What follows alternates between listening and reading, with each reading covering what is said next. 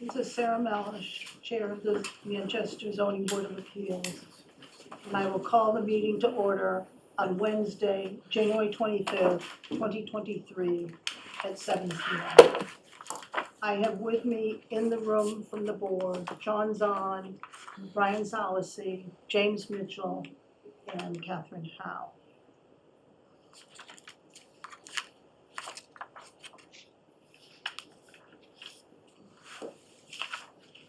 The first item on the agenda is a new application. I will open the public hearing for the application of Joel Favaza, sorry if I spelled it wrong, said it wrong, Seaside Legal Solutions PC on behalf of Samuel and Drayton Martin for a variance under sections 5.6 and 7.4.6 of the zoning bylaw and or other relief as may be necessary to construct a detached garage with a ridge height that exceeds the 25-foot maximum height for an accessory structure at 107 Summer Street, Assessors Map number 14, Lot number 34 in District A, filed with the town clerk on December 15, 2022. Who is going to speak on this application? Good evening, would you like me here? Yes, that's fine. Anyway, I'll introduce myself for the record. My name is Joel Favaza. I am an attorney at Seaside Legal Solutions with an office at 123 Main Street in Gloucester. It is up to the chair how should I proceed. I do have a PowerPoint that I can screen share to the Zoom if I was to be given screen share capability in the meeting. Oh. If that's not a possibility, we can, if someone else wants to bring up the application, I can kind of walk through the plans, but if we can get, just as the host is disabled, Can somebody go out and talk to the man out there and see if he can connect to the podium?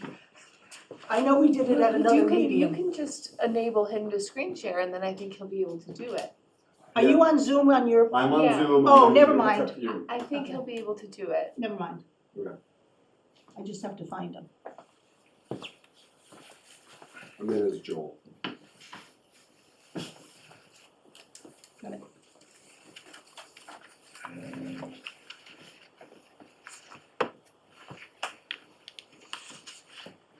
See if that works. All right, let's give it a shot. Did he say anything out there? I have no clue. So it's up to you guys. Look at that. It's working. We're in good shape. No, Okay. don't need them. Beautiful. As the chair announced, I'm here on behalf of Samuel and Drayton Martin. They are trustee owners of 107 Summer Street here in Manchester.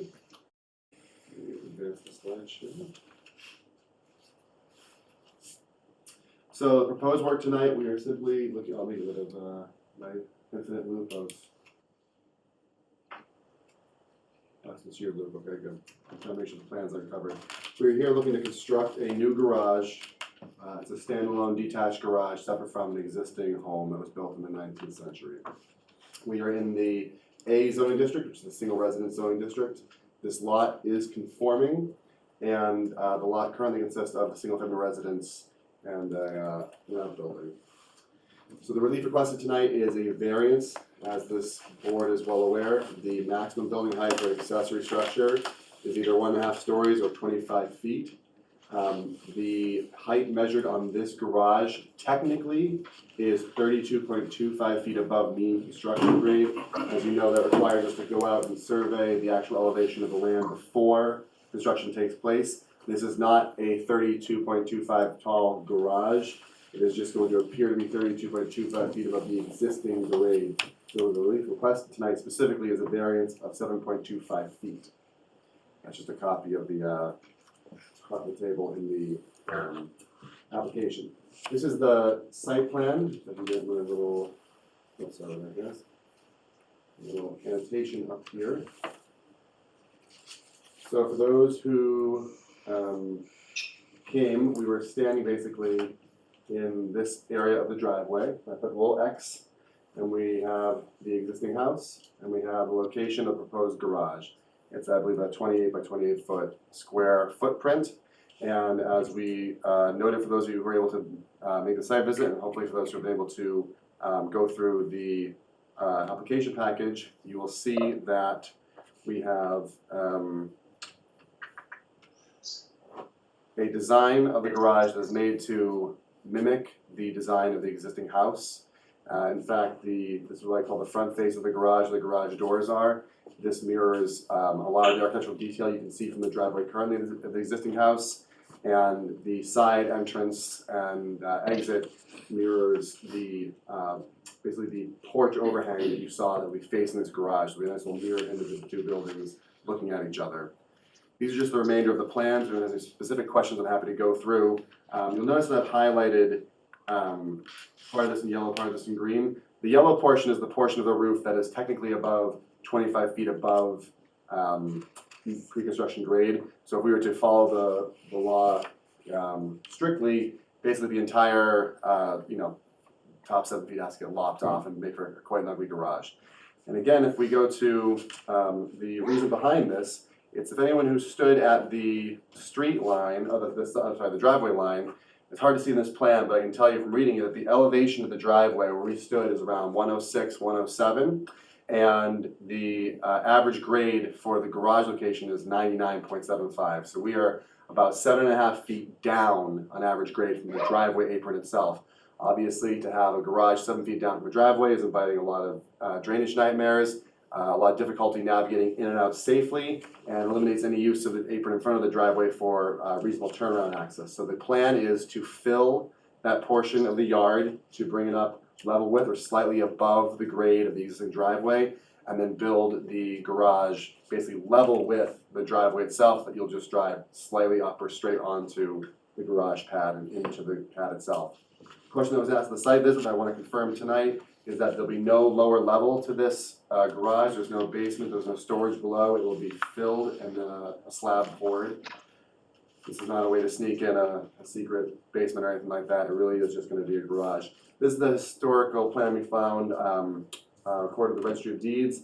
This kind of shows you the scope and the size of the lot itself. That little red square is the garage, and the larger rectangle, what I call above on this non-north aligned plan, is the actual house itself. The remainder of the lot, as you can see, is quite vast. For anyone who came out to do a site visit either on Saturday or on their own, saw nothing but trees and one peekaboo view of a nearby neighbor who has given the owner their support. Here again, just to really drive home how remote this is, there's the house sitting among the woods, and here's the house as shown on the basic GIS map. This is a picture of the house itself. As you can see, the architectural detail in this house is beautiful, and obviously the garage wants to be in line and in keeping with that architectural detail. And then this is the topography itself. As I'll talk about in a moment before I turn this back over, is that in order to grant a variance, we have to show there is in fact a hardship that is unique to the property, and that hardship has to be based on one of several things, which could be topographical challenges. And this shows the slope of the lot sloping away from the driveway. This is the bylaw written out. Again, for the first part, I believe we have a pretty clear finding that you'll be able to make that there is a topographical challenge that is unique to this property, and that if the owner was forced to comply with the regulations strictly, it would be a hardship.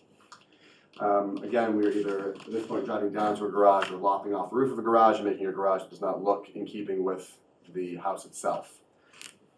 The last prong of the test is, with all that being established, are you able to grant the relief without nullifying or substantially derogating the intent of the bylaw? Again, this is going to be affecting almost nobody, except in a positive direction for the owner of the property themselves.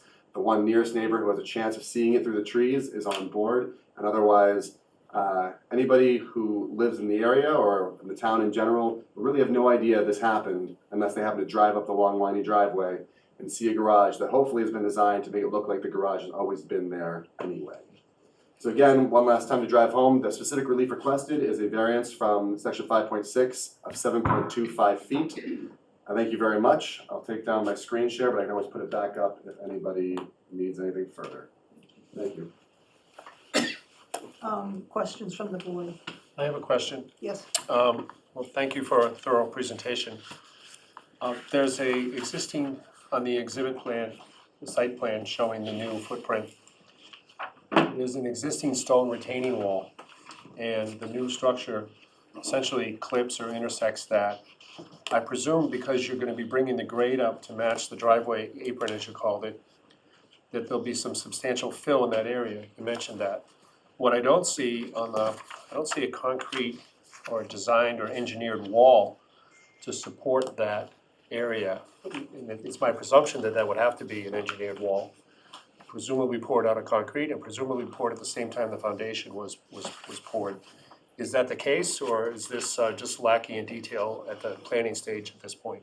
Yeah, so I don't wanna answer any questions that I'm not fully aware of, but my understanding is that the fill being brought in is gonna have to be looked at by probably an engineer to make sure that's structurally sound to hold the garage itself. Obviously, my client has not engaged that level of detail. We wanna see if we can get permission in the first place to build the thing before it goes beyond what you saw with the hand-drawn architectural plans. So I take your point, and I would hope that the board would recognize, obviously, through the building permit process, they're not gonna be able to pull anything without proving to the building inspector that this is gonna be structurally safe. Well, thank you, but as far as you know, the stone retaining wall would be removed for that section that's affected by the new construction. Either removed or built onto, depending on the structural soundness, I suppose. Okay. I can represent that there are not gonna be, footprint beyond the garage wall, from a pyramid or anything like that. Understood. Brian, do you have any questions? No, I'm good. Sean? No, I'm good. Kathy?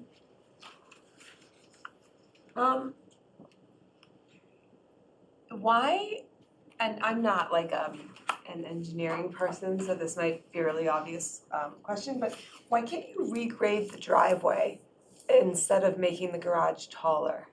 Oh, sure. So the driveway being 7 feet up, the driveway matches the existing staircase landings for the existing house itself. We'd have to dig the driveway down 7 feet, and now you'd have a 7 feet drop off when you walked out the front door of the house, basically, to get down to the driveway. Okay, okay. That first step is a killer. It would be, right? Yeah. Well, So you the- can't, The other argument that could be made is that you could redesign the roof. You mentioned lopping off the top 6 or 7 feet to make it comply with the height. That would be ill-advised from an architectural standpoint, because you're Right. matching I think it's a 12 pitch of the existing structure. So you wanna keep it in harmony with the existing building, make it look like it was part of it. So you could just make that a flat roof if you were really being, Sure, we go build a really ugly cube. yeah. yeah. Yeah. Can you explain why the structure itself needs to be 26 feet high rather than 25? Sure. Just the structure itself. So obviously the initial, the level of, the first level of the garage where the straight up and down walls are before the roof begins pitching, need to be sufficient height that the doors can be installed and that vehicles, including, modern SUVs, will be able to clear getting into this. And then from there, in order to make sure that the peak of the roof matches the angles found throughout the existing home, the end result is that the very ridge of the roof is 26 feet as you stand at the door. To make it 25 feet, then squats the angle down, and all of a sudden you have a mismatched garage that does no longer match the architectural detail of the house itself. And again, one of the big goals here is to make it look like this garage was here when the house showed up, and not some sort of modern addition to an otherwise beautiful historic home. Thank you. Any more questions from the board? No. Is there any member of the public that would like to be heard on this application? If so, please raise your hand in Zoom.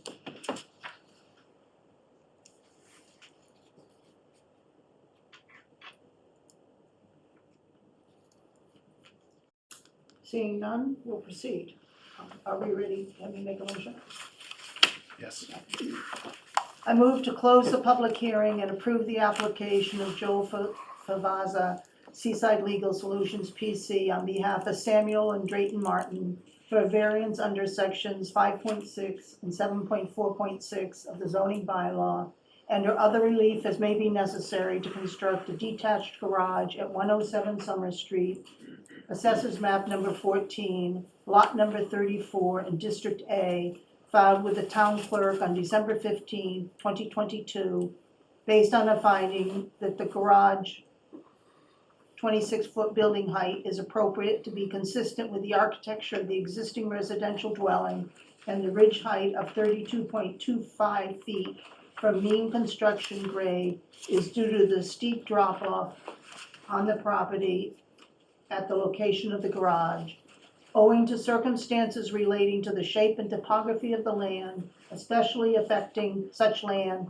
but not affecting generally the zoning district in which it is located, a literal enforcement of the provisions of the bylaw would involve substantial hardship, and that the desired relief may be granted without substantial detriment to the public good, and without nullifying or substantially derogating from the intent or purpose of the bylaw, based on the condition that the garage is constructed in accordance with the following documents.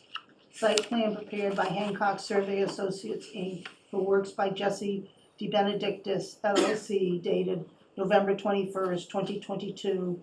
Designs prepared by LF Studio for works by Jesse DeBenedictis LLC dated September 28th, 2022. Main level layout, upper level layout, roof layout, front elevation, left side elevation, rear elevation, 28 feet 0 inches building cross section AA, right side elevation. Seconded? James seconds it. Any discussion? No. Ready for a vote? Catherine? Approve. James? Approved? Brian? Approved. Sean? Approved. And Sarah approves. Thank you very much. Does anybody want to write this? I'll write it. James will write I'll approve it. it. Brian will- Review. Thank you very Whatever much. you wanna call it. So we'll be writing the decision within 90 days. Thank you so much. Have a good night. Yeah, thank you. Thank you. Thank you.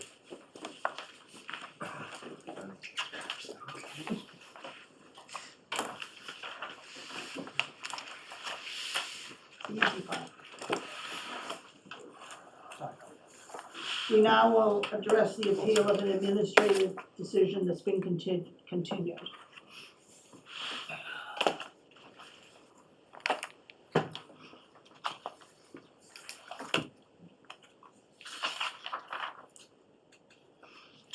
I will open the continued public hearing for the application of Benjamin B. Timon, attorney, on behalf of Samuel and Tracy Byrne of 1 to 3 Blossom Lane for the appeal of an administrative decision under section 7.4.5 of the zoning bylaw regarding a request for zoning enforcement filed with the building inspector on June 21st, 2022 for construction in progress, which appears to exceed the scope of the special permit granted and building permit issued at 2 Blossom Lane, Assessors Map number 17, Lot number 12 in District E, filed with the town clerk on August 8th, 2022. There are 5 members here tonight who will be voting on the application: Ms. Howe, Mr. Solacey, Mr. Mitchell, Ms. Mellish, and Mr. Zahn.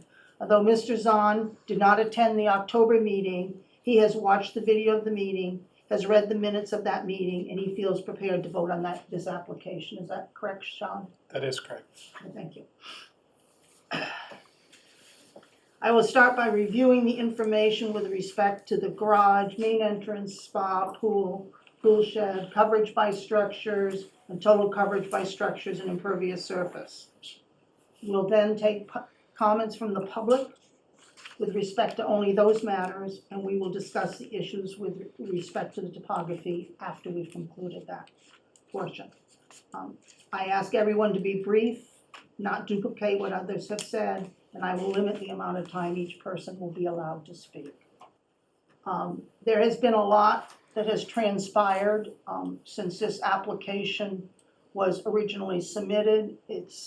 We received a letter from Attorney Barry on November 10th, 2022, indicating that the property owners at 2 Blossom Lane had agreed to reduce coverage by structures to 29.52%, which is below the 29.8% coverage reflected in the plans incorporated in the special permit decision.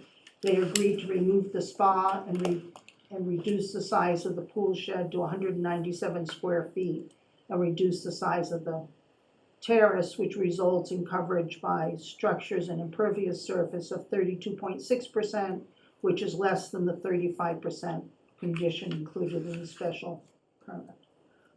Is there somebody here who would like to speak to the changes that have been or will be made, and to also explain exactly what's going on with the pool house. Certainly. Speak to that. This is Michael Gray for Carpenter McNeil. I assume you have access to the documents. Yes. So the changes that were made since, as you just kind of outlined succinctly, was the pool house structure was reduced to under 200 square feet. The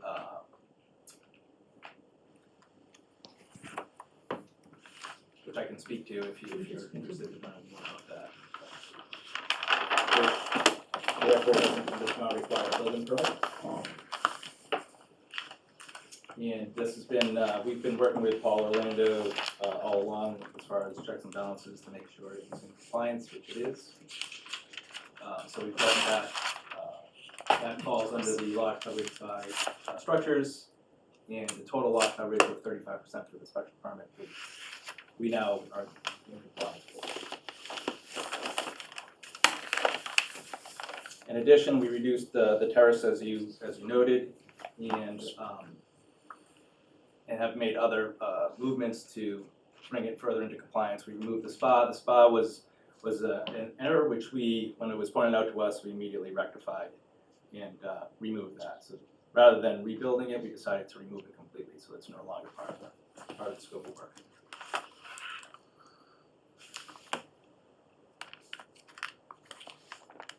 And have there been plans submitted with respect to the pool shed? The pool shed plans have been submitted, and it has been tentatively approved. Steve, is that right? They've been submitted, sorry, Go ahead, Mr. Harrington.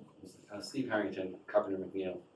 They have been submitted to the board to review prior to being submitted to the building department.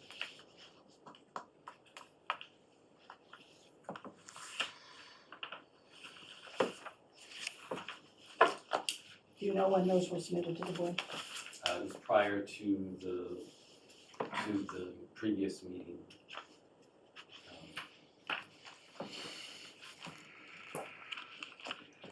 Do you have a copy of those? I do, I have one copy. And I could potentially put it up on the screen too, if that was more desirable. Are you on Zoom? I'm ready to zoom in right now. Save the day.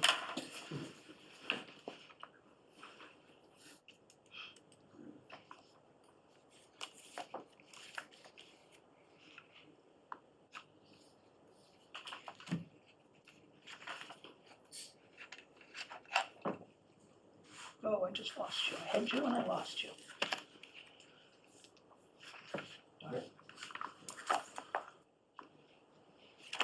Are you in? I'm in, but I got host disabled participant Whoops, there you are. screen share. Yeah, I know, I gotta find you and I have to click on you in order to do Stephen. it. I have to find it. Stephen Harrington. Okay, you should be good. Okay.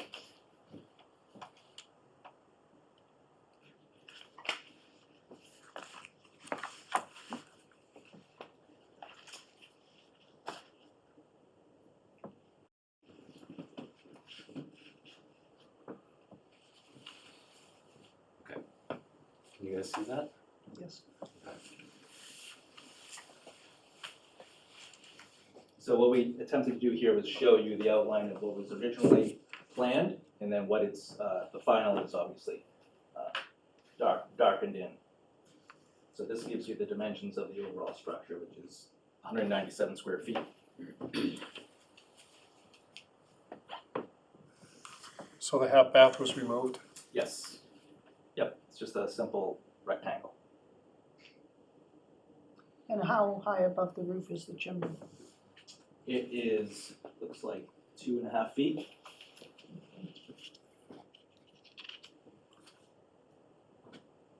Do people have, on the board, have questions with respect to the changes to the pool shed?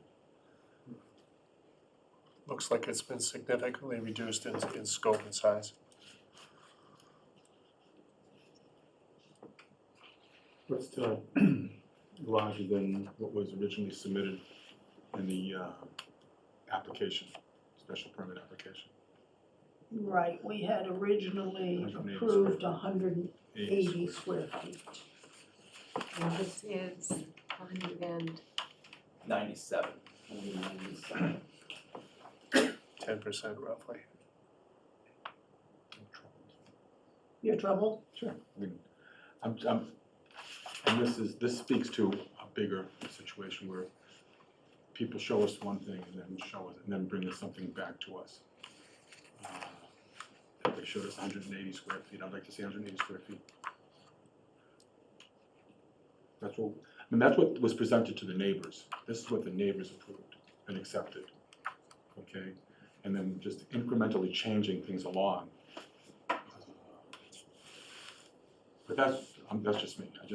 We've seen it on too many occasions where applicants don't necessarily adhere to what they submitted.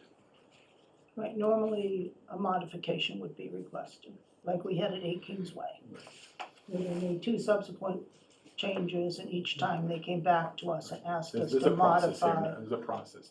I mean, the planning board has spent a lot of time tightening up the zoning bylaws. Doesn't matter if people are going to ignore them anyway. And that's what I'm seeing lately. Catherine? I don't know, I don't know what to say right now, I don't I disagree. would argue this is a minor change. I mean, it's still under 200 square feet, and technically, we could go to Reed's Ferry and get a shed and put it there without permit, without anything. The challenge is that the pool shed was included in the application for a special permit. Mhm. And the special permit was approved based on the fact that it was going to be 180 square feet. Okay, so 17 square feet is I don't know. It doesn't, I would ask, I mean, this whole project, we've worked hand in hand with the building inspector.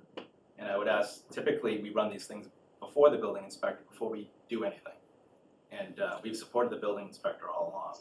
And the guidance that we've received has been from the building inspector, which we are in support of. And so I think a 17 square foot difference, sometimes when you're building things, site conditions, something might change where things are changed a few feet here or there, and I think that's a kind of standard practice for construction. And if it's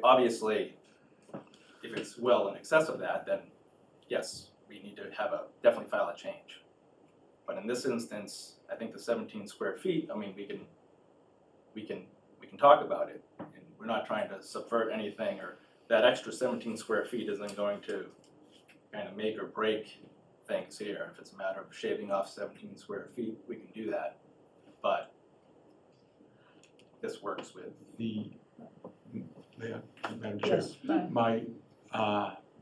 The issue here is that we wouldn't be here had you followed, maybe we're looking at something that was twice as large, okay? And now it seems like, okay, and then we're gonna keep coming back and we're a compromise, all right? When in fact, you didn't work closely with the building inspector to provide the original pool house, not a shed, but a structure, much nicer than a lot of houses I've seen, okay? Without consulting with the inspector. It wasn't the neighbors that brought us back here. Yeah, Right, but I think what you're saying, well, if I'm understanding you correctly, it is that, the problem isn't really that the pool shed is being increased from 180 to 197. It's that it was increased from 180 to 435 with no permission, no nothing, no whatever. And now all of a sudden, we're saying, oh, well, it's not really that big of an increase, 180 to 197. Thank you. That's not really That's what we're the way talking we're- about here. Because, Yes, that's the intent. I think we can also look at it another way, is if the original, forget about the 435, because that's clearly an issue. if the original design submitted, please go on mute.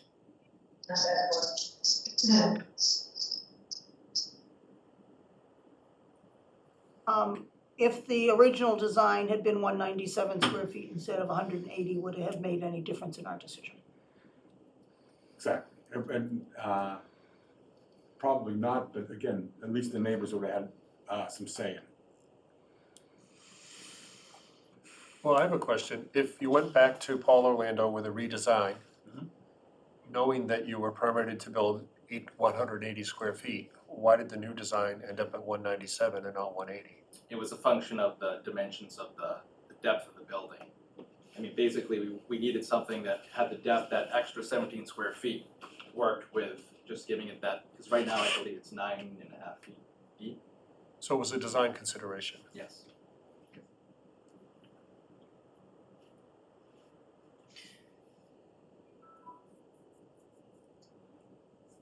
Yeah, and absolutely, the original structure and how that came to be was an oversight on our part. We weren't trying to slip anything by anybody. That's why we've been working with Paul all along, and he's the one who kind of brought it to our attention at first. And obviously, when you're designing something, you tend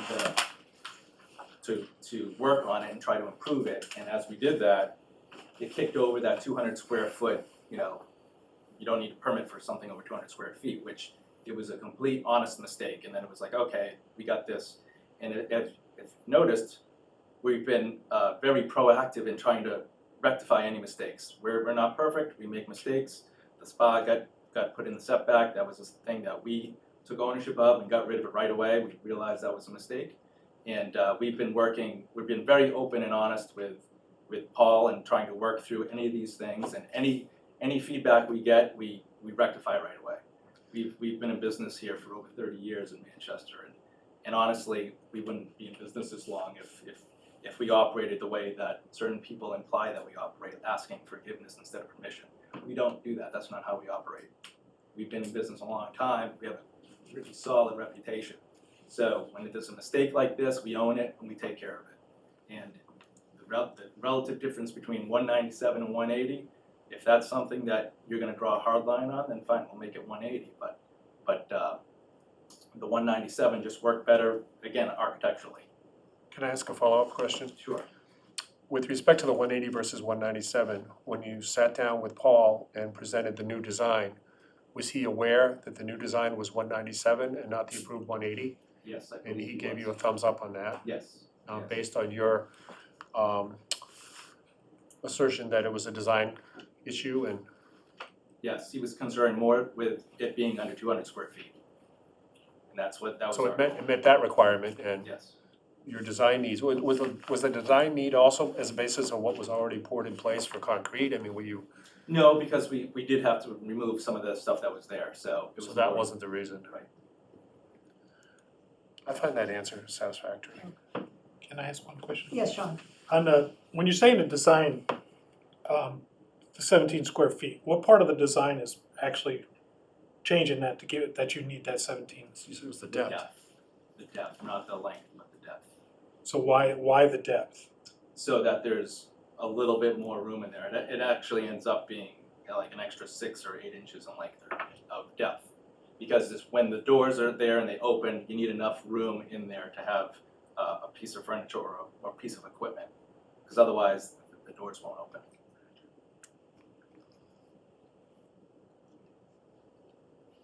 I think one of the challenges with this entire application is that as a design build firm, you tend to make changes as you go along. The expectation is that when a special permit is issued, if there are changes made, that the changes are brought back to us. Even with respect to the difference in the design between the building permit and the special permit, there were changes. Those should have been brought back to us.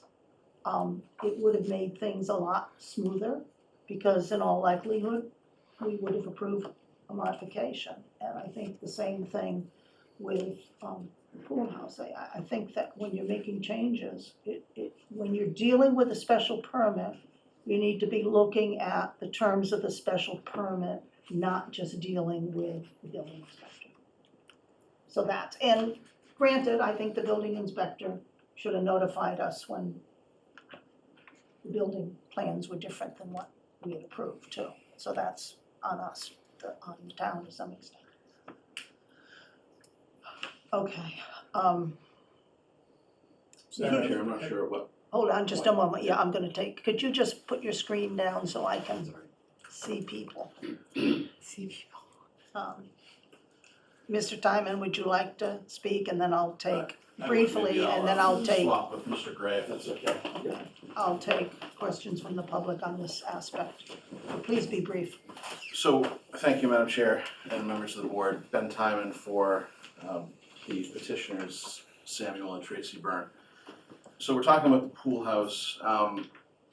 You know, actions speak louder than words, and you brought up the fact that what was built was 430 plus square feet, and it's just hard to believe that that can be characterized as an honest mistake. I agree with the sentiments of the board members that that needs to be taken into context here and taken into consideration.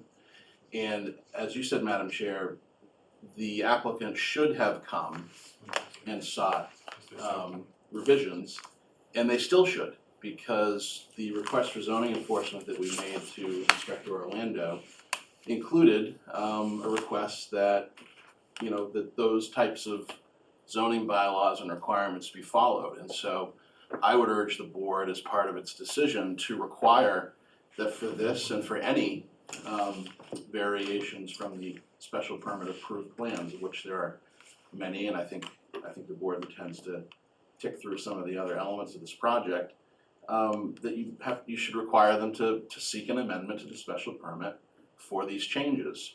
I don't know if Inspector Orlando is here tonight virtually or not. If he is, I imagine that he'll speak to this, but you know, the idea that, with all due respect to Mr. Gray, the idea that this has been, you know, a smooth and cooperative and normal type of process between the developer and the building inspector just isn't factual. I mean, Well, I don't think that's for you to say, you haven't been party to those conversations. well, I've been a pretty keen observer of the things that have been happening. I would ask that Mr. Orlando speak to that. Yes. Well, so if he's here, I'm sure he'll. He is, I will call on him at this point, thank you. The other thing I'd just like to point out, Madam Chair, is that it's this board's responsibility to also apply the law. And the board has my letter to Inspector Orlando, copied to the board from December 8th of 2022, which points out that this pool house or any structure, any new structure on this non-conforming lot needs a variance. The pool house needs a variance. The case law makes clear, as I've cited in this letter, it doesn't matter if it's a hair below 200 square feet, which this 197 square foot structure obviously was designed to be just under that threshold. But it doesn't matter. It needs a variance, and so does the pool, by the way, because the pool, which I imagine the board will get to, was also built considerably larger than what was approved. That's a non-conforming structure. That needs a variance. And so I would urge the board on all of these issues to stick to what this owner was allowed to build and focus very clearly on the many, many areas where it has built beyond that. Thank you, Mr. Diamond. Mr. Orlando, would you like to speak to the structures that have been built and the proposed pool house and the extent to which they conform with the building code, the bylaws? Yes, I think that when these structures were permitted, I wasn't looking at the pool house from a building permit standpoint because it was under 200 square feet, it would not require a building permit. When it came to my attention that it was over 200 square feet, I did notify the contractor who gave me plans right away, showing me how large the pool house was. I directed them that they would, to have a pool house that large, would need to get approval from the zoning board. They have changed the design of the pool house substantially to make it smaller and more compliant with the bylaw and the zoning decision. They have, made those adjustments promptly. And I think it would not require a building permit because of its size. And I think it probably could be found that it's substantially in compliance with the decision. Thank you.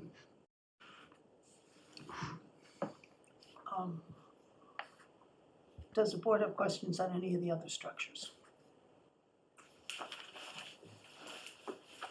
You're good with the other structures? I don't have any questions. I mean, I think one of the questions raised was the fact that there was a deck on the house. The deck is clearly on the building permit that was approved. And again, the building permit was not appealed. The special permit was not appealed. And it appears to me as if the buildings constructed are consistent with the design submitted with the building permit. And I think the property owner has a right to rely on a building permit. Madam Chair, you can go through the other elements in the manner that you said the board would in October, where you would go point by point and seek public and allow public comment on different project elements. I'm gonna take public comment now on the structures, so if anybody, Structures generally. just the structure, nothing to do with topography at this point in time, okay?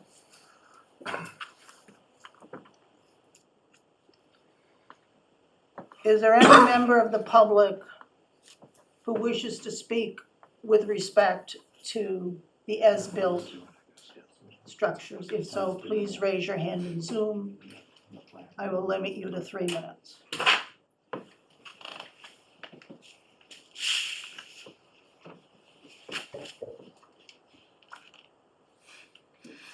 Sam Byrne? Thank you, Madam Chair. I guess my only point you just made about no one appealing the building permit, none of the neighbors were provided the plans that were actually built. What was provided was what was provided when the special permit hearing was undertaken. So we had none of those details, even though apparently they existed, were provided at the time, and we wouldn't be getting a copy of a building permit if one was filed for. There was no public notice of a building permit being filed. There was no notification to neighbors. So even though these intentions to build the pool, a pool house, not a shed, it's not an equipment shed. Equipment sheds don't have fireplaces and bathrooms. They went ahead and built it, and now everyone's backpedaling, but we didn't have the ability to comment. So to the extent that you said no one appealed the building permit, how would we appeal it if there was no notice until after the structures were built? And in fact, no building permit was actually ever applied for before the pool house that was built and had to be removed was actually built. So I don't think it's fair to ask us to try to comment or appeal something that we were never provided. If all these original plans had been provided as part of the initial special permit process, I can certainly say that in my case and Tracy's case, there would have been significant objections.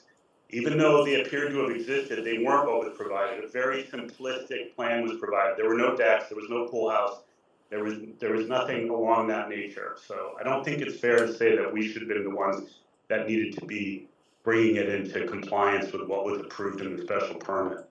Thank you, Mr. Byrne. All I'm stating is that under the regulations, you have a limited time within which to appeal a building permit, whether you know about it or not. That's what the regulations state.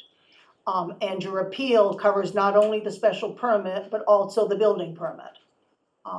So you have incorporated the building permit into your appeal. And we feel that a property owner has a right to rely on a building permit when they're building property. I understand, but it just doesn't seem like it's an appropriate standard if it's not remotely in compliance with what the special permit that was issued was. I can't be down there enforcing those items.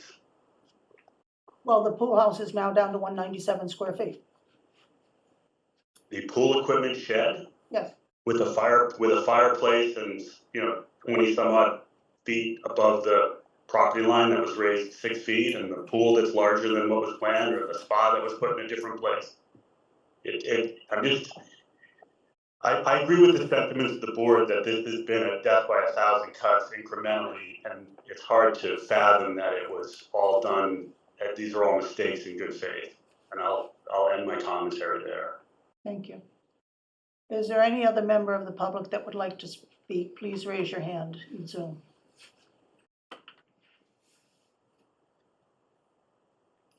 I saw a hand up before, but I've lost it. Madam Chair, that was me, Julie Barry, the attorney for the Smiths. Thank you, Ms. And, Barry. Go ahead. My comment, and I wanted to say that I think there was a misunderstanding, but perhaps not, the issue that was certainly raised in my letter, and I appreciate the board's time tonight and every other night in your consideration of my comments. The issue that was raised in my letter concerned the time period of 20 days for bringing an appeal of a special permit decision. And there is certainly no allegation anywhere, and neither Mr. Timon would not suggest as much, that none of the neighbors or certain of the neighbors didn't receive notice or weren't apprised or kept informed. Indeed, the Smiths went out of their way to keep their neighbors informed of these things. And the opportunity for appealing the special permit that was granted by this board after consideration of all the issues was 3 years ago. So to the extent, and the board is correct that a building permit does not require notice to anyone. However, building permits by nature are noticed, particularly to their neighbors, because they're posted. And there was certainly ample opportunity for an appeal of the building permit within 30 days. Certainly less time than that would be needed for these neighbors to see that building permit had been issued and site work had begun.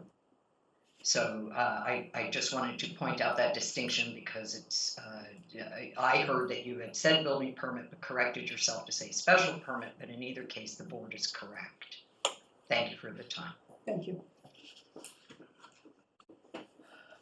Is there any other member of the public who wishes to speak? Only if you'll allow me, Madam Chair, it's in a quick rebuttal. Yes, Mr. Timon, Thank you, very Madam brief, please. You had it right in October when I remember you said that the standard is comparison between special permit plans and the as-built plans. We still don't have as-built plans, but the notion that the building permit plans move the needle legally is just incorrect. And so I would urge the board to consult with town council on this if it feels that's desirable. But we provided with our appeal a 16-page document that showed the major discrepancies between the special permit plans and as the things were built at that time, and obviously that's been a moving target. And so that's the relevant standard. And our request for zoning enforcement under sections 7, 8, and 15 of Chapter 40A speak to that standard. So the notion that the building permit controls here is simply legally erroneous. The only difference between the building permit that was issued and the special permit was with respect to the design. The building permit was the same with respect to height and setbacks and the configuration of the garage and the residential structure. But as we pointed out, the special permit plans did not show the decks. If you look on the last page of those plans, it shows the garage. It's grossly different from what was built. No, the deck, the design of the building was not discussed by the board. Material to our decision. What? It wasn't material to our decision. Thank you, Catherine.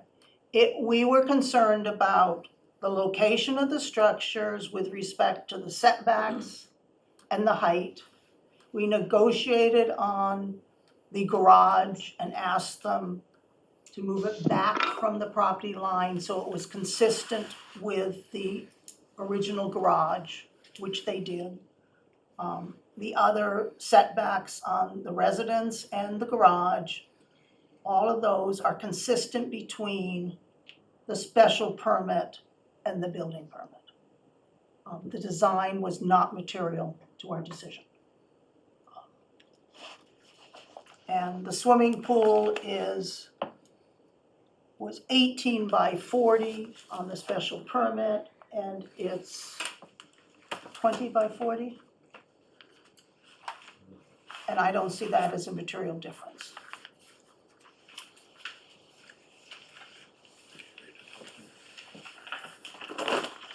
There's 648 square feet on the special permit plans and 792 square feet on the building permit. As far as the as-built, it's a mystery. I don't think that would have made any difference in our decision. If you think about it, I mean, would you have cared? The No, but I would decision? like the opportunity to care. But we have to look at what we decided. We can't redecide what we decided. And you can't Yeah. change what we looked at. No, my. And we I- I didn't, don't care. we didn't care that much about the size of the pool as long as it met the setbacks. Mhm. And I'm it not wasn't arguing that outrageous. point, okay? It seems like an awful lot of material changes in that regard. So it's 15-20% larger at this point. I'm not arguing, I don't have a problem with the pool, okay? And frankly, I don't have a problem with the pool house as it stands now, Okay, okay? How we got here is my problem, right, and I agree, but and why we're here is my problem. I also feel that we raised issues and the property owner did react to them. I mean, what more can you ask? My only thought Yeah. would be that at that time, when you made that decision of what size the pool and all that would have been, was you would have had public opinion in there. We had absolutely no public opinion when we reviewed this. All the abutters had signed off on things, and I don't think it But would they have. signed off, but they signed off on this. Yeah, but it wouldn't have made any difference, Sean. You never, that's an assumption. The thing that was of importance to us, we were concerned when we were doing our decision because the coverage by structures exceeded what was allowed. The existing did. So we were concerned that they keep the coverage by structures based on what was in the special permit. And then when they came before us, the total coverage by structures and impervious exceeded 35%. We received information on what the area was, which I believe was about 37%. And we asked them to keep it at 35%. But we gave the contractor leeway to figure out which surfaces would be changed to meet the 35%, whether it would be the driveway or the pool patio. That's what we were concerned with. And we didn't have enough information to really know, and we didn't really care how they got down to the 35% as long as they did. And they did. And they did. We were concerned about the coverage by structures, which the original as-built exceeded that, and then they've come down to slightly under what we'd approved in the special permit by reconfiguring things.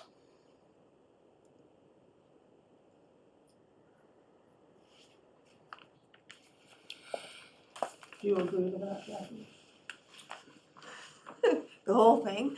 Do you How much time do we have?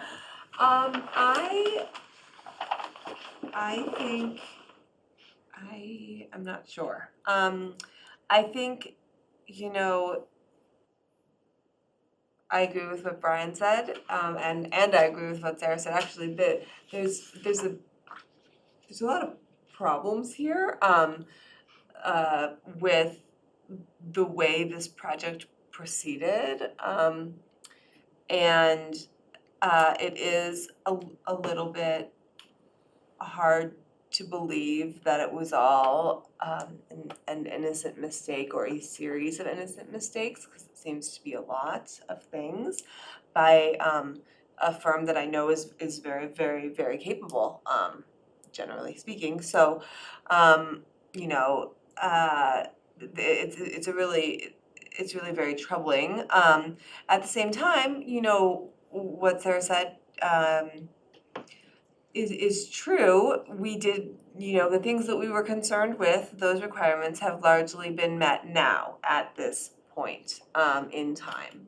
So I agree that that's true. I am troubled though, I'm not sure there's anything we can do about it, but it does bother me that the special permit that we granted wasn't followed and doesn't even reflect exactly what's there now, because the public didn't get a chance to comment on that, we didn't get a chance to comment on that, and they didn't get a chance to appeal what is there now. To the property owner's point, there's an appeal period, but if inaccurate plans were filed, that appeal period is meaningless, because Yeah, but so, I mean, that's any- troubling. anybody can build any design they want on their property if it's conforming.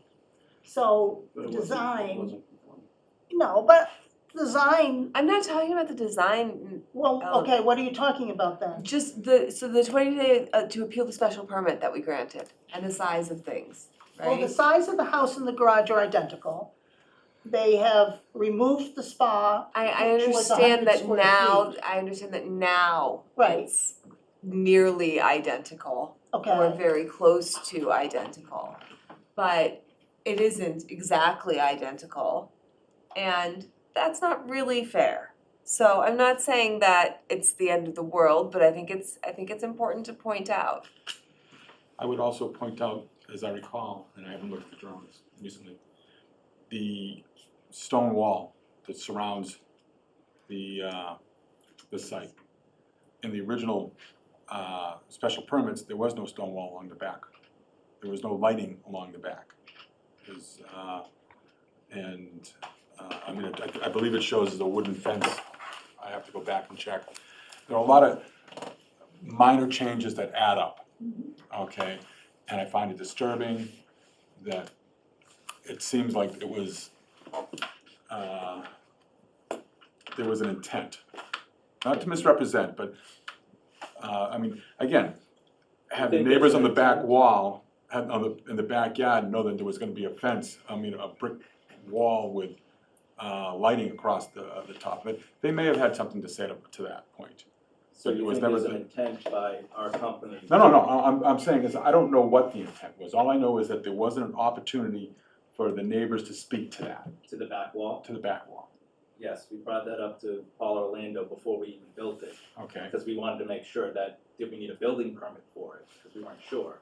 So he was well aware from conception through completion and approval. Okay, And and I, to us as a builder, that is our normal course of business. We always defer to the building inspector, which we did, and he was on board with it. And we built it with his full knowledge and understanding. But again, the public has no insight into that. but the walls, Of course they should. There was a public hearing on a plan that wasn't built, and so again, the board, To build the fence, the board, public should the have fence, a the say. fence. let's not have a it's- back and forth, please. The board respectfully should order this property owner to submit an application to revise the special permit, so that the public can have input on these things. These are not minor matters, and, you The know, Halls did. respectfully, the neighbors do care.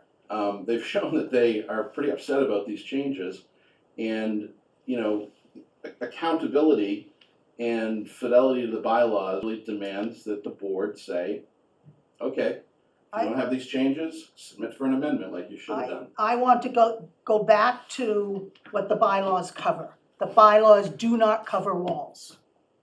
That was not a portion of our decision. is not something we determine, it doesn't require a building permit. So, you know, I don't think the walls should be an issue. They put in a septic system that required a certain amount of walls And Phil. and fill.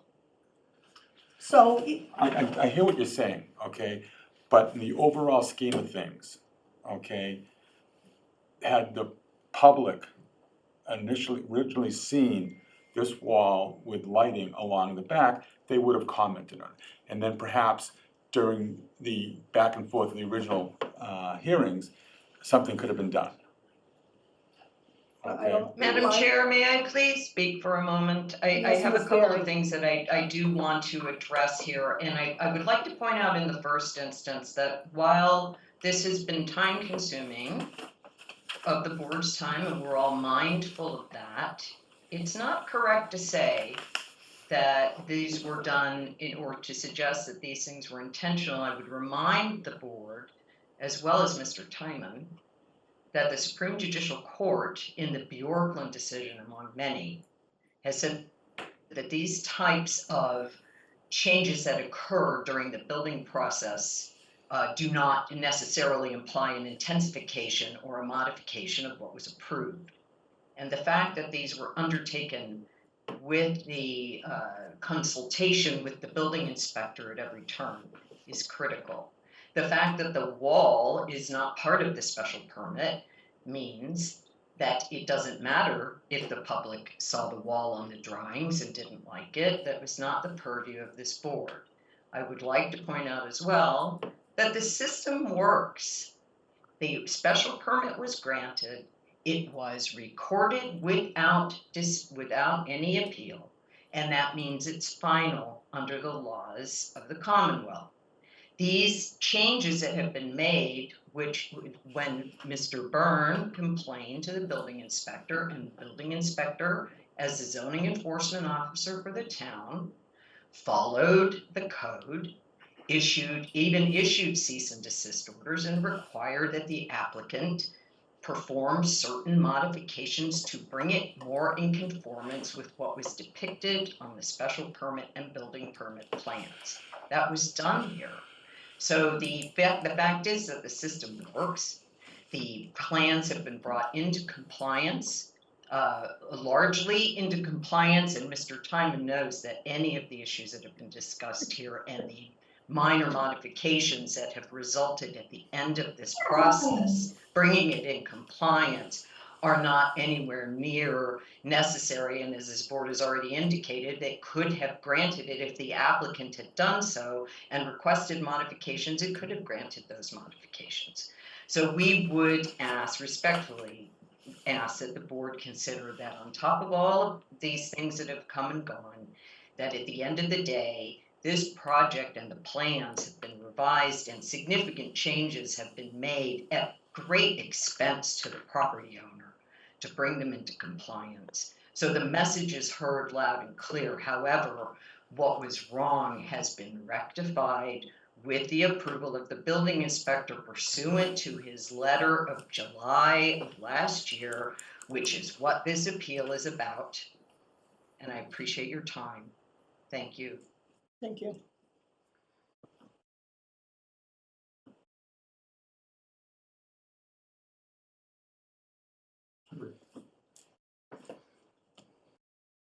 Any other thoughts on the structures? Okay.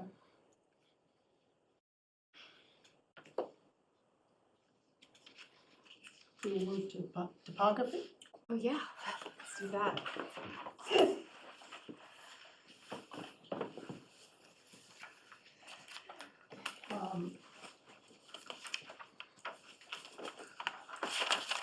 Now, when this appeal was made, they had asked for an enforcement order, and they appealed because they didn't feel the enforcement order had gone far enough. Mr. Orlando issued a subsequent enforcement order on December 13th, 2022, with respect to the topographical changes. And I thought I would ask Mr. Orlando to explain that order and how the property owners responded to that order. Mr. Orlando, Yes, I'm here. thank you. When the contractor provided me with an as-built, elevation plan, I did notice that some areas to the, on the right side of the property were not in compliance with the bylaw. They would have required a special permit for the amount of fill that was brought into that side of the property. I issued a cease and desist order with a requirement that they bring that into compliance. And they subsequently provided me with a remediation plan, which would be acceptable, and bring them into compliance with the bylaw. I don't think the work has been completed yet because of the weather, but it's their intention to do that, and I think that that would bring them into compliance with the topographical change requirements of the bylaw. Okay. Anybody have questions of Mr. Orlando? I'm good. Okay. Mr. Timon, do you wish to speak briefly on this matter? I do. Really, I have a question from Mr. Orlando, and then I'd like to ask Mr. Merrickin, our professional and civil engineer, to speak to this because he submitted a report on this issue. My question to Mr. Orlando is whether, Mr. Orlando, whether your assessment of compliance depends upon the property owner's green activities interpretation. In other words, that they should be allowed to benefit from 3 feet's worth of increase in elevation under that interpretation. Mr. Orlando? I'm sorry, what was the question? I lost you for a second Well, there. the applicant has said that essentially they are entitled to 3 feet of added elevation under their interpretation of the green activities exclusion. That they essentially should be able to get 12 inches or for over 3 years, starting that clock from the time that the special permit was granted. And we've laid out in detail why we think that interpretation is completely wrong. And if the interpretation is wrong, there's no way that they fall under the special permit thresholds. And I wanted to get your review, if you have one, on the Smith team's interpretation of the green activities exemption. Okay, I think because of the, because it hasn't been 3 calendar years, I took a more conservative approach and determined that they'd be entitled to 2 feet of elevation change. And I did see the letter that you submitted from your engineer. However, it did fail to include the last sentence in the definition of green activities, which does allow the annual addition of up to 12 inches of soil or any other material in the area. So I think they're entitled to that 24 inches total with a conservative approach. And that's what my decision was based on. If the board is amenable to it, I'd like Dan Merrickin to speak on behalf of the Burns on this issue. Okay, and we did receive the letter, so hopefully he can be brief. Thank you, Madam Chair. It's hard to hear you. You can't hear me, is that correct? I guess it's okay. Speak a little louder. A little louder. Can you hear me now? Yeah, great, thanks. Okay, great. May I share my screen?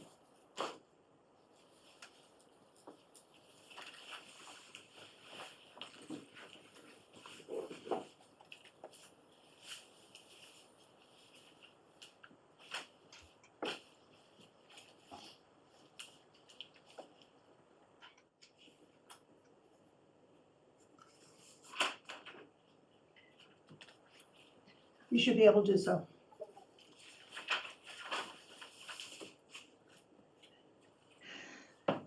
Great, thank you very much. Can you see that? Yes. Okay, thanks. Again, my name is Dan Merrickin, the owner of Legacy Engineering. I'm a registered professional engineer, and I was asked by the Burns to explore this question about the topographical changes in land clearing special permit triggers and thresholds. And there are, as I mentioned in my letter, two triggers that I think are very easily demonstrated. One is that the fact that any disturbance of more than 10% of the setback area requires a special permit. Now, this red line is the setback line. And the owner of the property has disturbed, by my estimation, 98% of the setback area on the property. There's a tiny little bit on the right side of the property that perhaps was not disturbed. So the property owner contends that all of that work is an excluded activity, which, you know, to me, what is the point of a 10% disturbance threshold if you can disturb everything you want? It doesn't make any sense to me. So I took a deeper look into this, and I focused in on patios and the walls. The walls are not structures under the bylaw. They're not entitled to that exception. They're not a green activity. The patios themselves are also not a green activity. They're not structures. They're not an exception. So when you look at the question of whether or not more than 10% of the setback area was disturbed for activities that are not exceptions, it's obvious to me that it was. We took an estimate. We basically calculated the amount of area covered by patio in the setback area, and it's 18.4% of the setback area. So by itself, more than the 10%. We then took a look at what it would take to build the walls that they built. 400 linear feet of wall around 3 sides of this lot. A lot of it with a 4-foot deep footing. And that obviously involves a substantial excavation and disturbance. So we assigned a modest 10-foot wide disturbance area for the wall construction, and that totals up to another 27% of the setback area disturbed for the non-exempt wall construction. And that totals 45%. Now, I do not agree, as Mr. Timon indicated, I don't agree with the property owner's assertions about, you know, the green activities, allowing them to indiscriminately fill and disturb as much of the setback area as they want, as long as they don't raise the grade by a certain amount. I think that's completely inconsistent with this 10% threshold. The second thing we looked at was the earthwork volume. The trigger for a special permit is 20 cubic yards. That is a very small amount of dirt. A competent excavator could excavate that in about 20 or 30 minutes. And they've been digging on this property for years. So we look at the same thing. The retaining walls, in our opinion, are not an excluded activity. The patios are not an excluded activity. And we calculated what the amount of earthwork, and it's not just bringing in fill. It's excavation, deposit, or removal of, or redeposit of any type of earthwork material, basically. So when you're thinking about that trigger, it's not just the amount of fill that might have been needed to raise the patio areas to finished grade. It's for the retaining wall, where you have these very deep footing foundations. How much material do they have to excavate to install those footings 4 or 5 feet in the ground, and then backfill it? So again, we have 400 linear feet of wall. We took a fairly conservative analysis, and in my opinion, the wall activity resulted in the excavation of at least 150 cubic yards of material, and likely as much as 300 cubic yards. The patio areas, the amount of fill that was brought in to raise the patio to grade, or maybe not brought in, but at least moved around on the property, which is a threshold trigger under the bylaw, 105 cubic yards.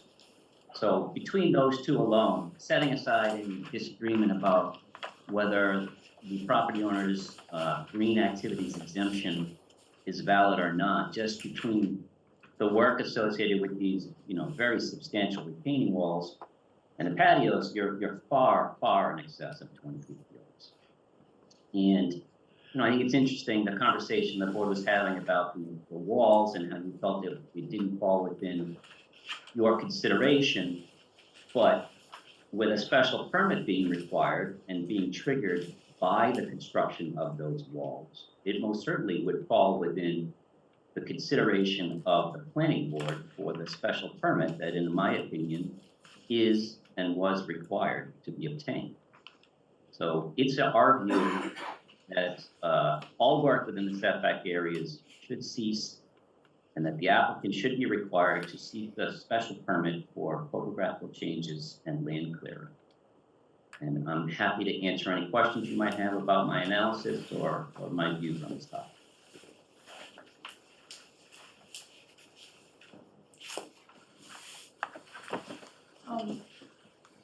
Does the property owner have any analysis with respect to what portion of the work in the setback is due to utilities and excluded? I do have a response to that, Mr. Harrington? Stephen Harrington. If I can still share, I can put up basically what Paul Orlando had provided in his stop order and our response and the reasoning behind Paul's decision and our support of that decision. Okay. You should still be able to share.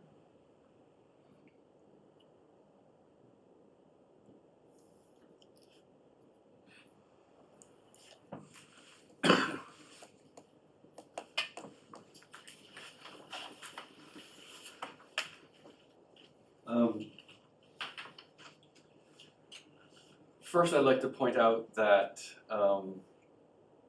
in the recent review of the topographical changes that Paul Orlando just did, he determined that 2 feet of fill would be allowed over the entire site under the green activities exemption.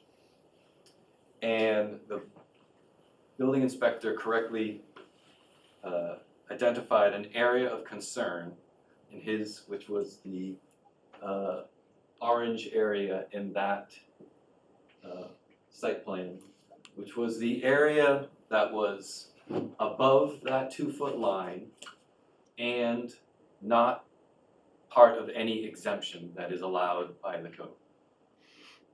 Now, all the calculations that were just presented to you, first of all, ignore that entire decision. The other thing is, so the reason that none of the other areas are included in the exemption, the reason that all the other areas are included in the exemption is because the 2 feet of green space exclusion allows any material to be applied onto that 2 feet. It says, or any other material. So in that respect, anything that's under the 2-foot threshold, whether it's a patio or whether it's a walkway or whether it's grass, is excluded. The patios, whether there's a patio on it or not, is not of importance. And so that requirement allows all the areas that are in the setback but under the 2 feet to be exempt. And the only parts that are not under 2 feet and not exempt are the areas that Paul Orlando correctly identified in that orange area. Speaking to the issue of the excavation of the site perimeter walls, the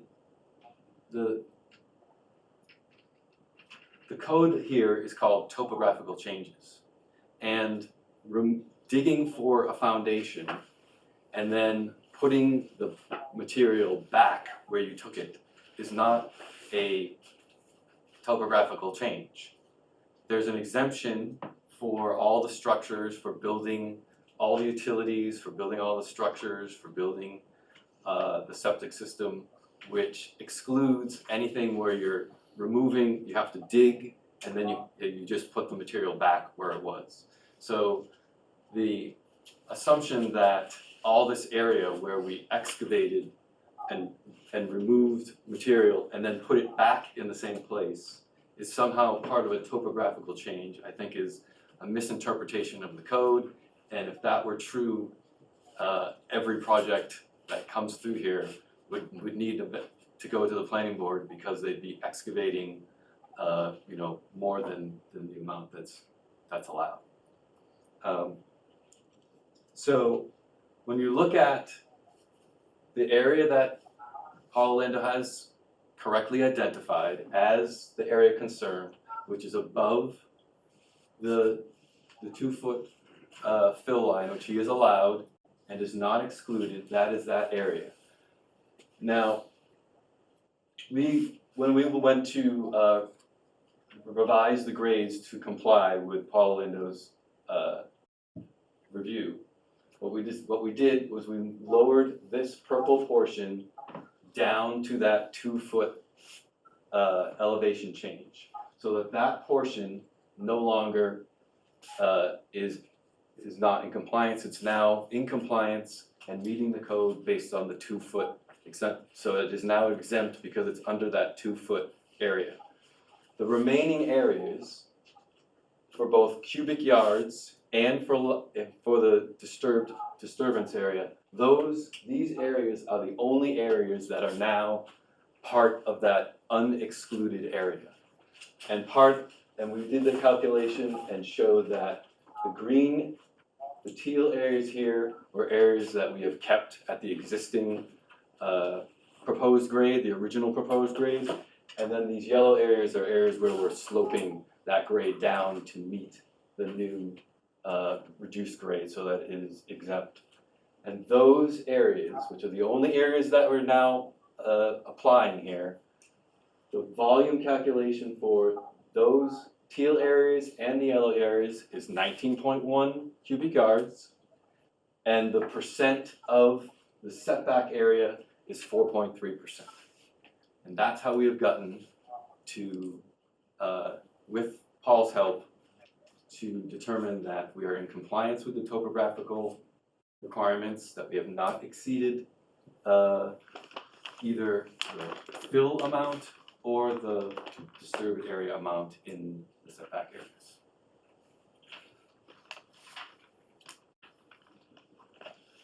Any questions from the board? Makes sense to me. Thank you. Could you put your screen down?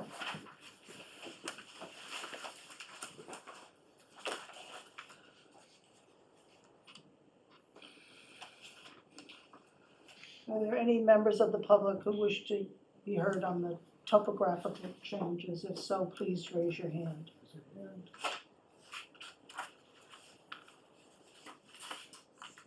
Madam Chair, Mr. American?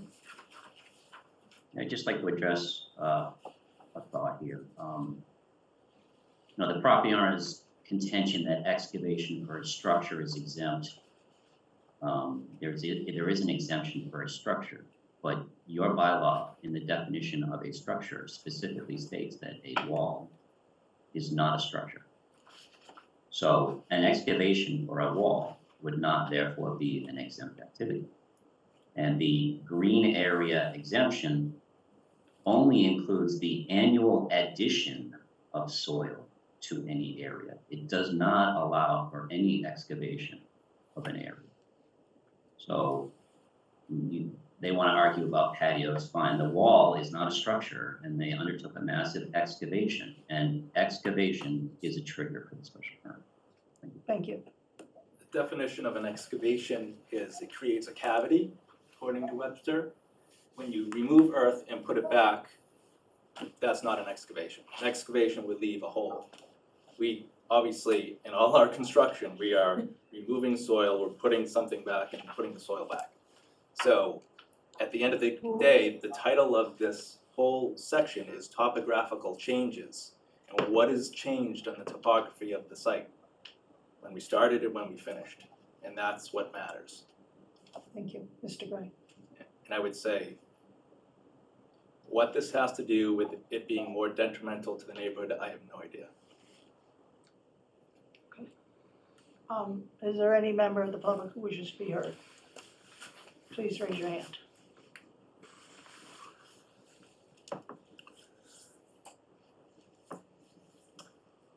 Nobody wants to be recognized. I would just, if I could, Mr. Gray? I just wanted to introduce Rob McNeil, who's here. He's the president, principal owner of Carpenter McNeil. I think Rob just wanted the opportunity to just say a couple words about how our company has been portrayed in this situation. Thank you, Mr. McNeil. Thank you.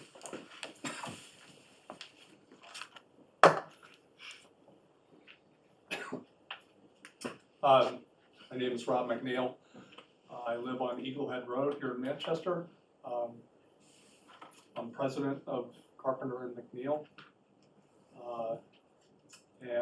I wanted to clarify a few things and maybe provide some background to all of this and make two brief points. And I appreciate the opportunity to speak with you in person, which is terrific. To start with, I've been practicing architecture in Manchester since 1986. My family's lived here since 1991. My late partner and I founded Carpenter McNeil in 1996. I served on the Zoning Board of Appeals from 1995 to 2000. And I served on the Historic Commission for 6 years after that. So parenthetically, a shout out to you folks. I resigned from the zoning board after one term because I didn't have the time. The time commitment was more than I could handle in those days. I had kids and a young business, and it's a tremendous commitment that you have made, and I just want you to know it. I truly appreciate it. I think the whole town does. So my first point is, with that background, the assertion that this company would intentionally play fast and loose with the regulations and bylaws of this town is not credible, to say the least. We're deeply invested in Manchester. We've done hundreds of projects. I think at our recent 25th anniversary, we figured we've done about 600 projects altogether, and many dozens, if not 100, have been in Manchester. I've been to the zoning board, I've been to the planning board, I've been to the conservation commission, I've been to the historical commission, I've been to the board of health. And we've never had an issue, anything like this one. And feel free to ask anyone in town. We have a reputation for that reason. We take this very seriously. So I want to push back on those assertions. I understand your concern. I totally understand your concern about intent and your concern about the number of these changes. I'm not comfortable with it. I'm frustrated at that.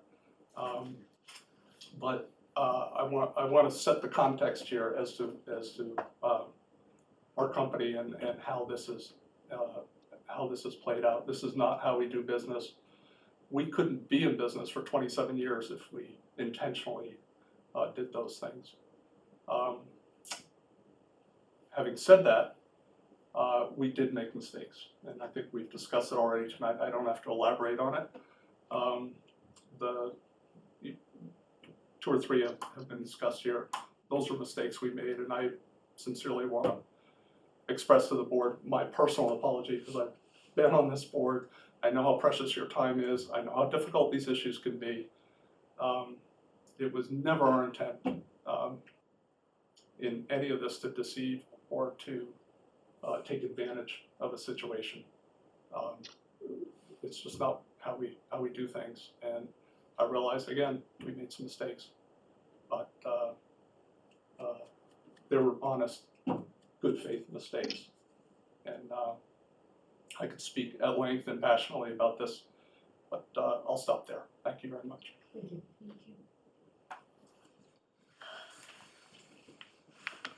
questions? No, just a comment. The reputation of this firm is impeccable. Okay, that's why I find this particular application so troubling. And the reason, and why we're here, I find very troubling. And having sat on this board for a couple of years, 3 years, 2.5, I don't know, I've lost track. There seems to be a tendency of, and we've heard the term about begging for forgiveness. And this seemed to just fall into that category, this particular, I'm not saying this would have happened, it just seems to be prevailing kind of situation lately, okay? And Michael, the same thing to you. I didn't mean to, impugn the dignity of the company. It's just there were death by 100 cuts, okay? There was just an awful lot that transpired here that I found very troubling. So the phone calls that I used to get for parking situations, and you and I spoke about that as well. So that's all I have to say. And I just don't want to set, there's a precedent here that I'm afraid I want to nip in the bud going forward with other applications. Sorry that you guys have to be the whipping boy here, okay? But there seems to be a pervasive attitude that I think has to be addressed. Well, I agree with you. This is a real problem that we've Whether you had. agree with me, that's the problem. No, that's a problem, but we'll set that aside. No, that we have had a real problem with applicants being dishonest, with them overbuilding, with them saying they're gonna do one thing and doing another. This has been a very serious problem that we've had recently for whatever reason. That said, I don't know, these guys obviously messed up, but they're owning it. They tore down a bunch of the stuff they built, they reduced it back to scale, and what, I don't think we have the power to find them. What more can we do? I mean, I am as displeased as you are with the way this has unfolded, and I don't get the sense that the people that work for the company are super pleased either. So I think that they,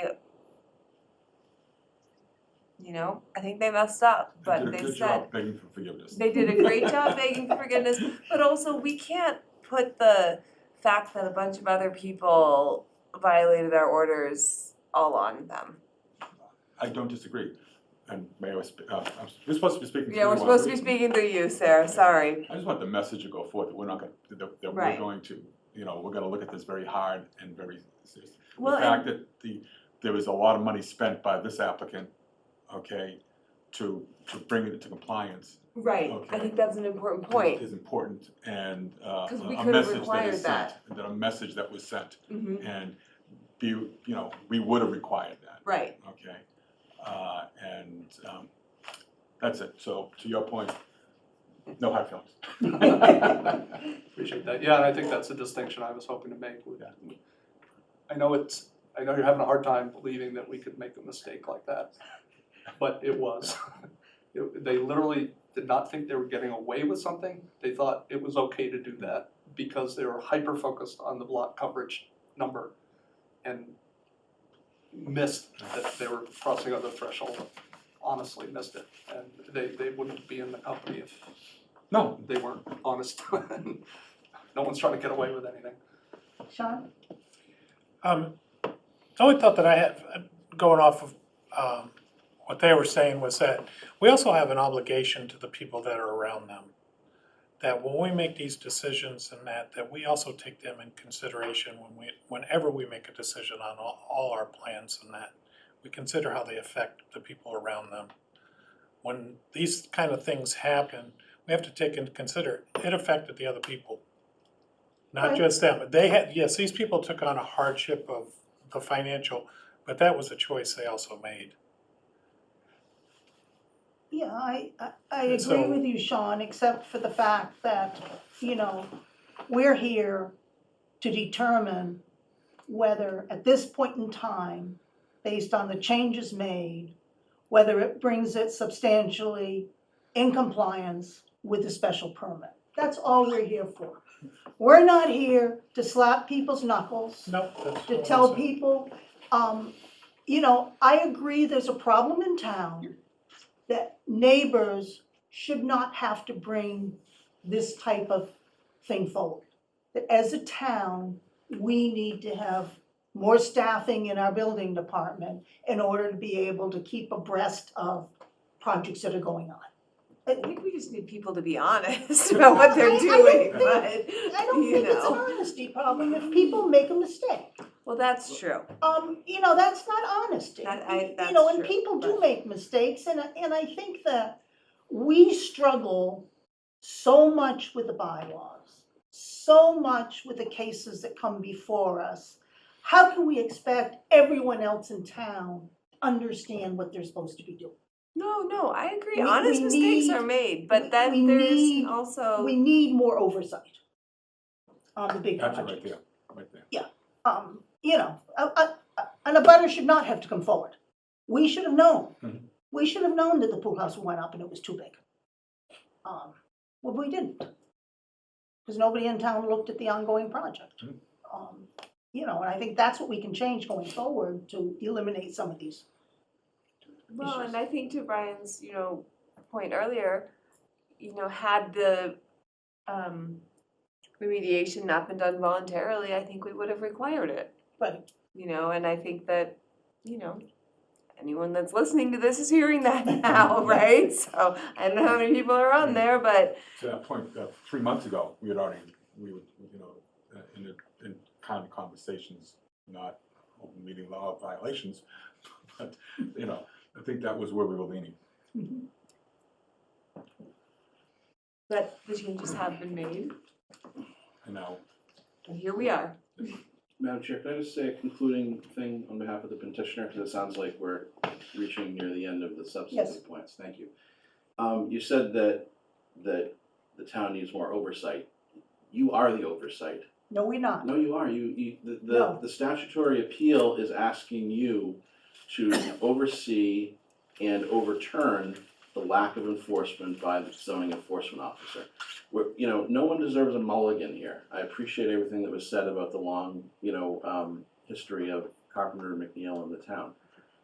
They don't deserve a mulligan. All that Burns and the neighbors are asking for is that everybody be held to the same standard, that the rules be followed, and as I said before, that where there are still discrepancies that exist between the special permit plans and what's been built, and again, we still haven't seen certified as-built for this project, which the board should demand before it makes any decisions, that hold the applicant accountable. You're talking about, well, the public will see that we kind of gave these applicants a hard time. No, the decision is in front of you, and you have a legal duty to make the right decision under the law, which is that this applicant should be required to submit an amendment to its special permit for the things it wants to do.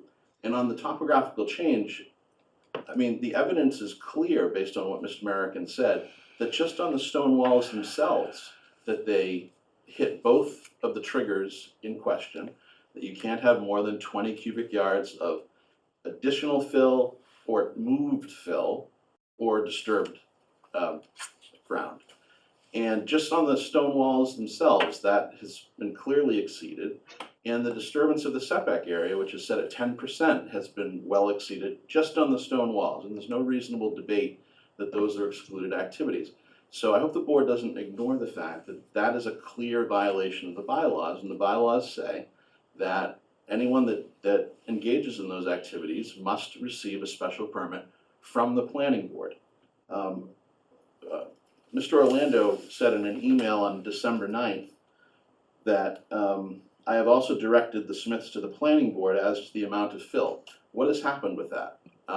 Thank you, Mr. Timon. Mr. Orlando issued a subsequent order, Okay, and he feels that they comply with 6.16. He is, so we don't need to rehash. well, the question that's in front of the ZBA is, are you or are you not going to direct your zoning enforcement officer to require that the bylaws be fulfilled on this clear violation, which means that they have to go and try to get a special permit from the planning board?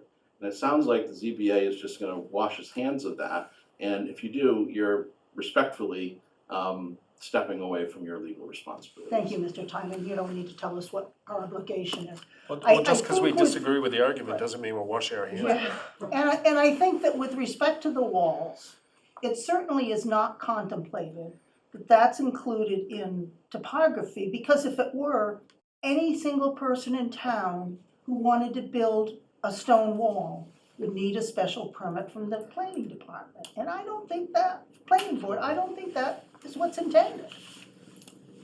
How many stone walls are there out there? I mean, that's not a topographical change. And the only reason they're excluded from structures is because they're allowed to be in the setback. I mean, but the building inspector has determined that they're in compliance with the topographical issues. Good with that. He's the authority, yeah. Okay. Other discussion? Move to vote.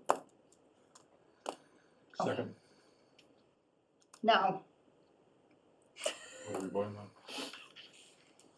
so this is the complicating, the confusing, confusing part of this whole thing.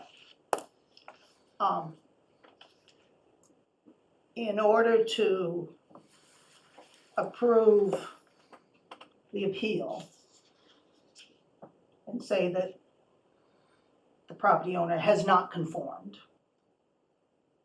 4 people need to support that.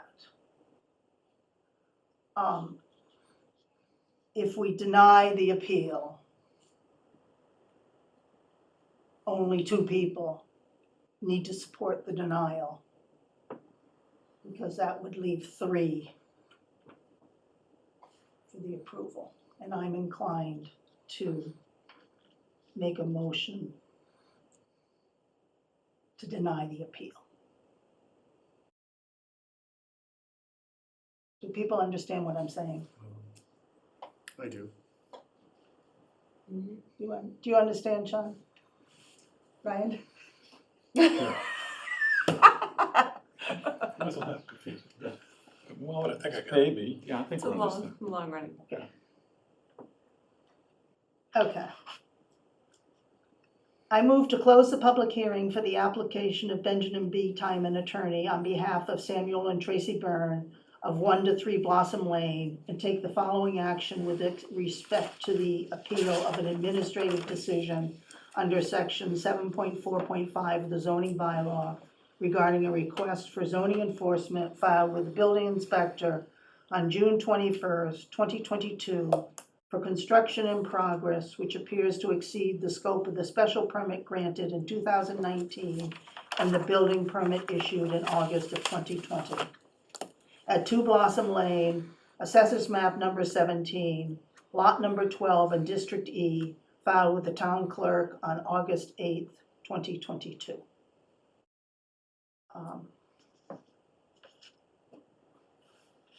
I move to deny the appeal and uphold the enforcement officer's administrative decision, including the exchanges agreed to by the property owners for the following portions of the construction project, based on a finding that the as-built condition is substantially consistent with the relief granted in the 2019 special permit and the building permit issued in August of 2022.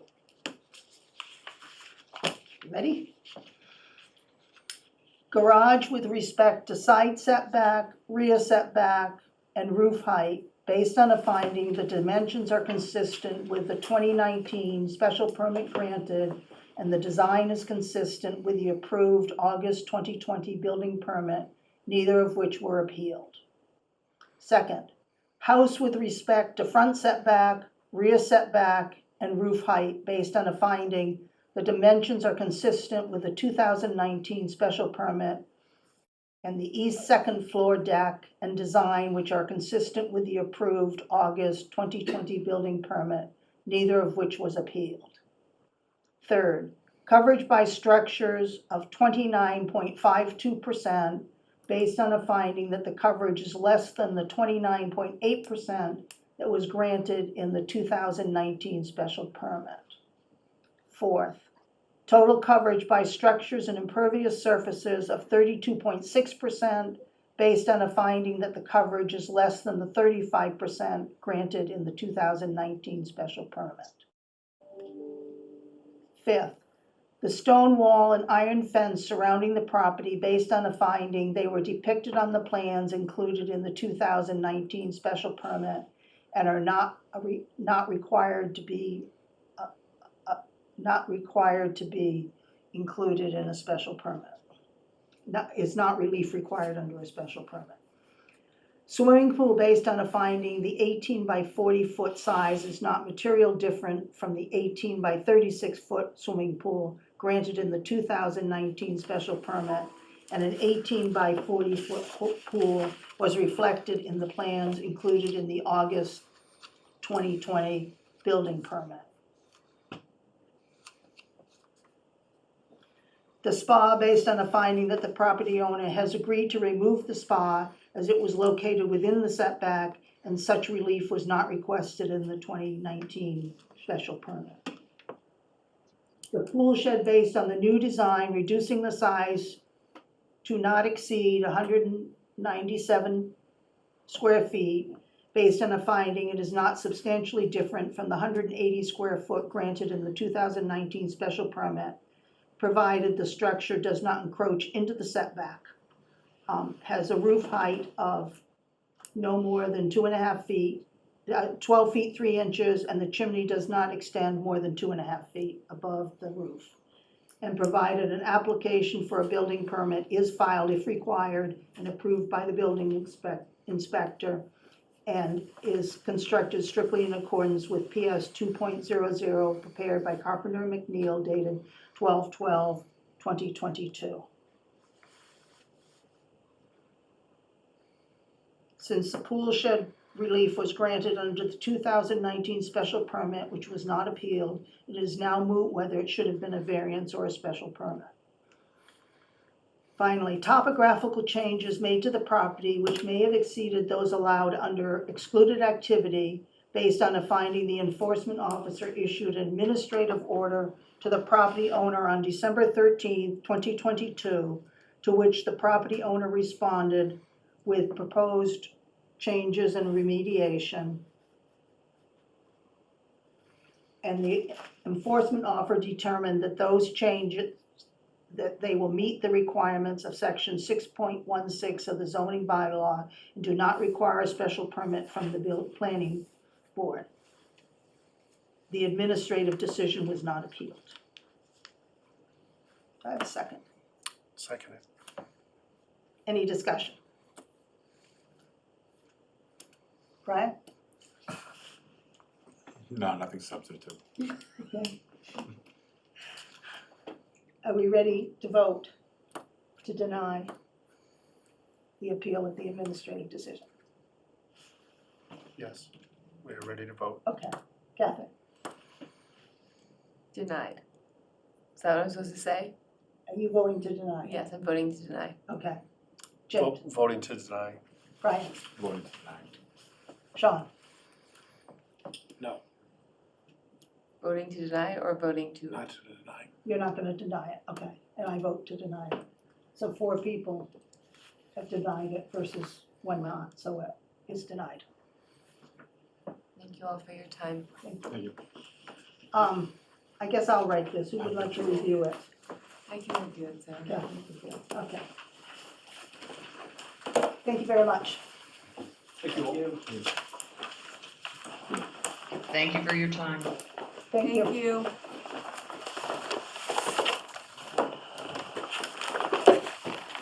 That's extremely well done. Do you want to do trivia after this? No. Do you want to do trivia after this? Look my phone home. Text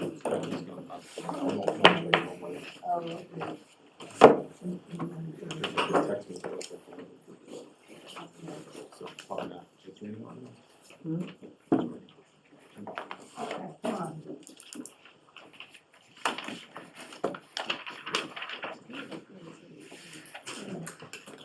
Did you close the meeting? No. Public? No. Oh, still yes, both public hearings were closed. Have a good evening. Thank you. Thank you. We're now moving on to administrative matters.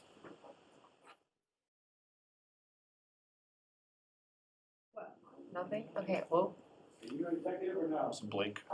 Oh, no, for executive, no, we're not No, in no. executive. We're just finishing the meeting, the open meeting. Thank you. Executive. We have two sets of minutes to review.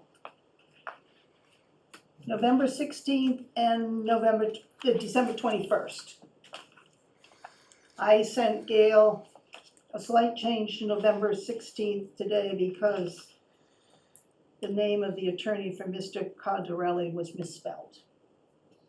Mr. Cardarelli was spelled properly. Yes, but the attorney's name was Heney, not Henny.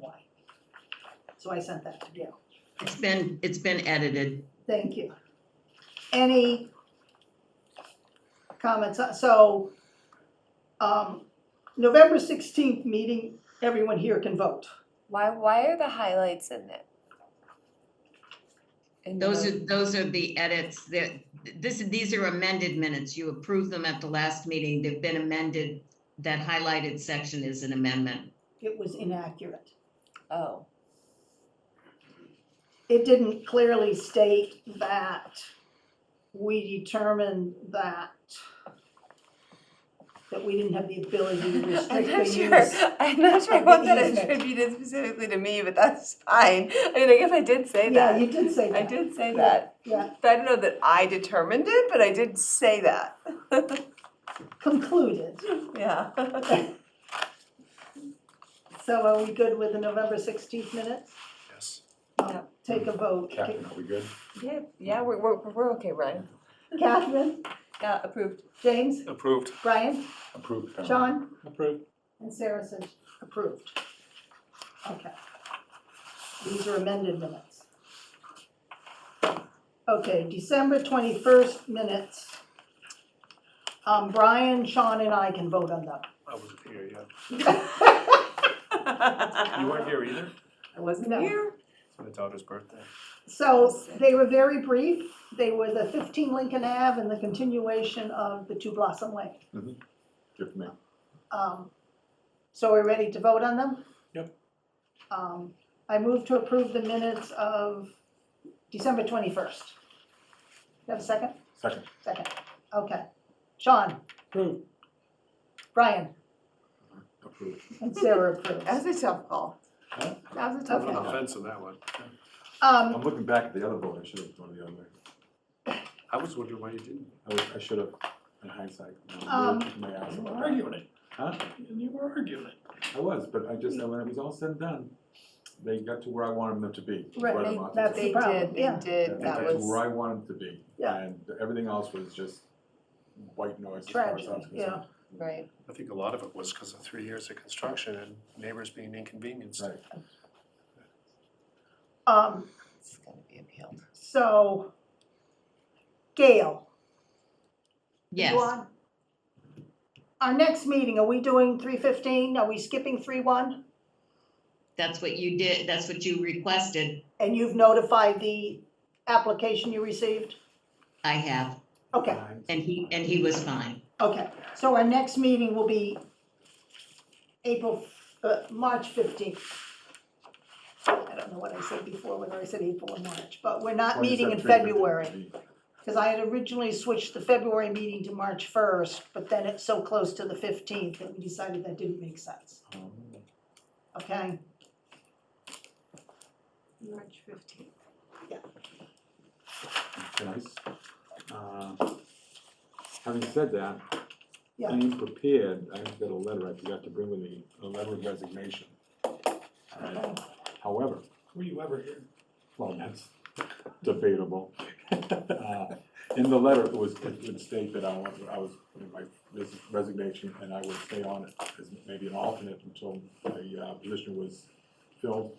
I Okay, would be willing, on the other hand, to stay on as an alternate. If we could just not go through the search process. okay, when is your term up? 25, I believe. I just got reappointed Okay, this past summer. So that means that I would, So whatever's easy for you. yeah, it means I would request the select board to make Sean a full What the hell member did you just get me into? Yep. and Brian an alternate. Okay. And if that doesn't. Do I not have a say in this? You move right along. Yeah. You It's know, funny that's, how that one. You know, I mean, as an alternate, if what, time is just starting to come, and, well, you know, how many boards do you sit on? Right, yeah, too many. But, 3. for one night a month, potentially one night a month, and you go to a couple of site visits, Okay, it's not gonna be a hardship. okay.